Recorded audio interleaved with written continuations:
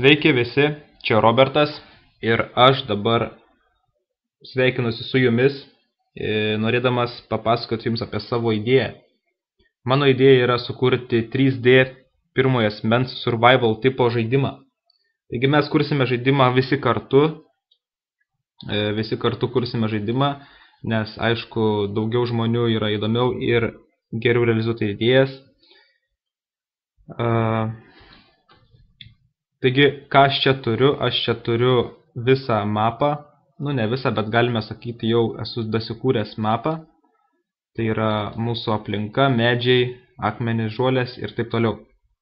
Taigi, ką mes turime? Dabar mes turime tik aplinką ir patį žmogeliuką, su kuriuo galime vaikščioti po mūsų aplinką.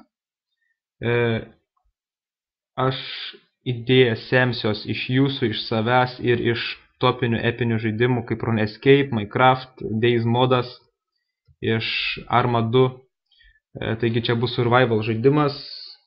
Aš nesiekiu pralenkti tuos epinius žaidimus, tiesiog įdomu yra sukurti kažką lietuviško, kažką įdomaus su jūsų pagalba.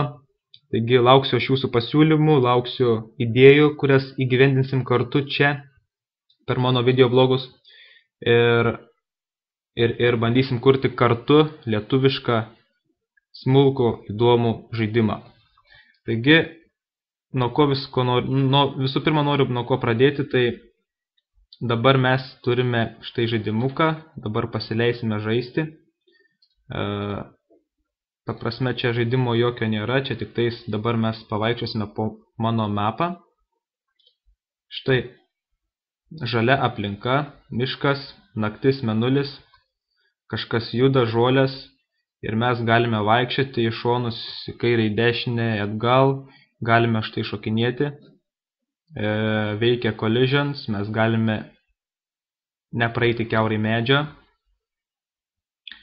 Visų pirma, ką aš noriu šiandien įgyvendinti, tai yra, kadangi darysime mes nakties režimą, ateis naktis, gili naktis, kai bus aplinkui visoje aplinkoje tamsu, aišku, reikės su ko nors pasišviesti. Tai čia survival tipo žaidime yra būtinas dalykas, taigi mes bandysim pasišviesti, o su kuo šviestis, tai aš nusprendžiau, nes aišku, neleisim žmogeliuką mes į laukinę gamtą tarp zombių ar kokių nors gyvūnų, čia jau vėliau sugalvosim mane,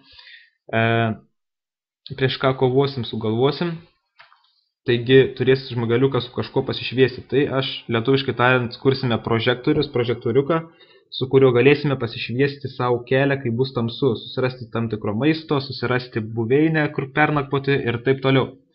Taigi, visų pirma, sukursime savo pasišvietimą, Susikursime savo pasišvietimą, kad pasišviesti, ir po to mano idėja yra sukurti garsą, nes dabar, kai mes vaikštom, mes tiesiog skraidom oru ir negirdim, kad mūsų žmogeliukas kažkur tai vaikščiotų, Taigi pabandysime mes sukurti tą garsą, žingsnelių garsą, kad būtų realistiškiau.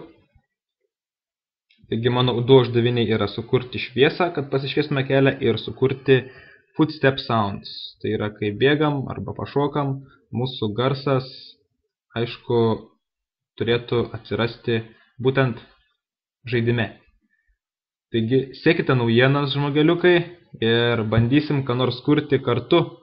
Bandysim kurti objektus, aišku, įkišim į rankas mūsų žmogeliukui kokį nors kirvį sukurtą, jį animuosim, kad galėtume kirsti medį, po to sukursime, kad galėtume kurti laužus, gauti žuvį, kepti žuvį, aišku, voksime idėjas, nevoksime, bet voksime idėjas iš RuneScape'o, galvosime patys įvairiausių įdomiausių dalykų ir kursime įdomų lietuvišką žaidimą. Taigi, sekite naujienas ir siūlykite idėjas, prenumeruokite mano paskyrą video gagoje ar kur jūs tik žiūrite ir bandysime kartu kurti žaidimą.